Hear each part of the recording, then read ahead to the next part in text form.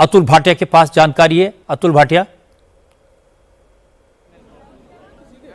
आपके पास क्या अपडेट है अतुल? बिल्कुल रजत जी, देखिए पूरा, क्योंकि हमने जो बॉर्डर्स है, बिल्कुल रजत जी, देखिए जो दिल्ली के जो बॉर्डर्स हैं उन पर पुलिस पूरे तरीके से जो है वो अब वहां पर जो गाड़ियां हैं उनको चेक किया जा रहा है और जो पूरी दिल्ली है उस पर हाई अलर्ट कर दिया गया है। जहां तक इस केस की इन्वेस्टिगेशन की अगर हम बात करें रजत जी, तो जैसा भी हमने आई विटनेस को दिखाया था जो कि बता रहा था कि ये जो गाड़ी है वो HR नंबर की थी, 4 डिजिट भी उसने बताई, और कहीं ना कहीं ये जो नंबर जो मैच होता है वो नदीम खान नाम का शख्स, जो कि हम जिसकी संभावना जता रहे हैं कि वो नदीम खान नाम के शख्स की है, क्योंकि आई विटनेस को अभी हमने सुना था, जो आपने भी अभी सुना था, जिसमें वो HR नंबर की गाड़ी बता रहा था, 4 डिजिट भी वो बता रहा था। तो उससे कहीं ना कहीं कनेक्ट ये होता है कि ये गाड़ी जो है वो नदीम खान नाम के शख्स की हो सकती है।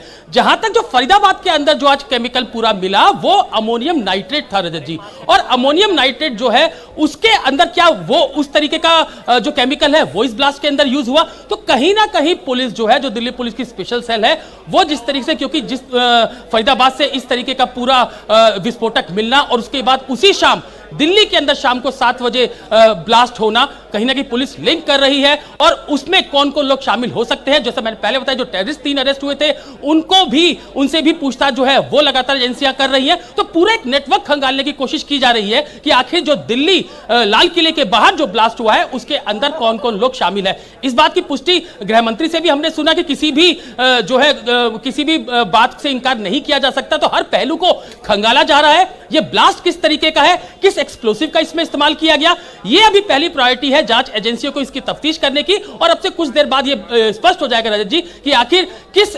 जो केमिकल है या किस तरीके से इस कार के अंदर ब्लास्ट किया गया। तो इसकी इन्वेस्टिगेशन, क्योंकि सभी जो देश की सारी शीर्ष एजेंसियां हैं, सुरक्षा खुफिया एजेंसियां हैं, वो इस समय मौके पर है। लाल किले के जो मेट्रो स्टेशन गेट नंबर 1 है जहां पर ब्लास्ट हुआ, तो अब से कुछ देर बाद हम ये बात मान के चल रहे हैं कि कुछ ना कुछ कंक्लूजन निकलेगा कि आखिर ये ब्लास्ट किस तरीके का था, किस केमिकल या मटेरियल का इसके अंदर यूज हुआ। उसके बाद इस बात का जो है वो पुलिस भी बताएगी। तो अभी जिस तरीके से गृह मंत्री ने बयान दिया, उसके बाद दिल्ली पुलिस कमिश्नर जो है वो यहां पर स्पॉट पर पहुंचे थे। वो जब गृह मंत्री वहां पर LNJP अस्पताल पहुंचे हैं, उससे पहले सतीश गोलचा जो दिल्ली पुलिस कमिश्नर है वो भी LNJP अस्पताल पहुंच गए थे, और अब से कुछ समय बाद ही सतीश गोलचा जो दिल्ली पुलिस कमिश्नर है और अमित शाह जो गृह मंत्री हैं वो यहां पर स्पॉट पर आएंगे। तो LNJP से अस्पताल से निकलने के बाद दिल्ली पुलिस कमिश्नर और गृह मंत्री दोनों यहां पर स्पॉट पर पहुंचेंगे, और उसके बाद जो तमाम अधिकारी हैं वो उनको ब्रीफ करेंगे कि आखिर ये किस तरीके का ब्लास्ट था, क्या इसके पीछे हो सकता है, कौन लोग इसके पीछे हो सकते हैं। तो जब गृह मंत्री अमित शाह यहां पर पहुंचेंगे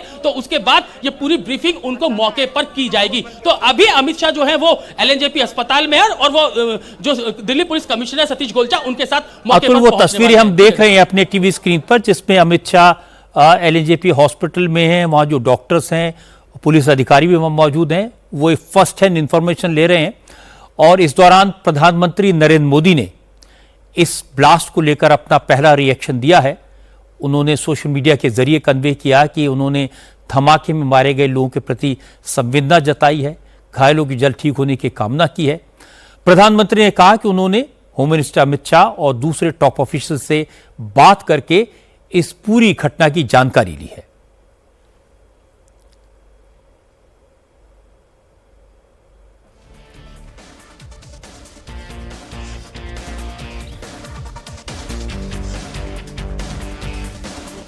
अतुल भाटिया हमारे संवाददाता हमारे साथ हैं। अतुल भाटिया बता रहे थे कि जो बॉर्डर्स हैं उन पर सिक्योरिटी कड़ी कर दी गई है, दिल्ली के जो बाजार हैं वहाँ पर सुरक्षा कड़ी की गई है। उन्होंने ये भी बताया कि बहुत सारी जगहों पर रेड की गई है, और जिस गाड़ी में ब्लास्ट हुआ था वो नदीम खान के नाम पर रजिस्टर्ड है। दिल्ली में इस वक्त कई जगह पर रेड चल रही है, पुलिस हर एंगल से जाँच कर रही है। लेकिन एक बात सब ये कन्फर्म करते हैं, ये कोई नॉर्मल ब्लास्ट नहीं था, हाई इंटेंसिटी ब्लास्ट था, और जैसे नॉर्मल अब तक आतंकवादी हमले होते रहे उससे कहीं ये अलग था। इसलिए NIA और NSG और FSL इन तीनों के लिए बहुत बड़ा चैलेंज है उसकी तह तक पहुंचना, ये कैसा ब्लास्ट था। और अमित शाह, जैसे मैंने आपको बताया, LNJP हॉस्पिटल पहुंचे हैं, घायलों का हाल जान रहे हैं। हमारी संवाददाता अनामिका LNJP हॉस्पिटल में है।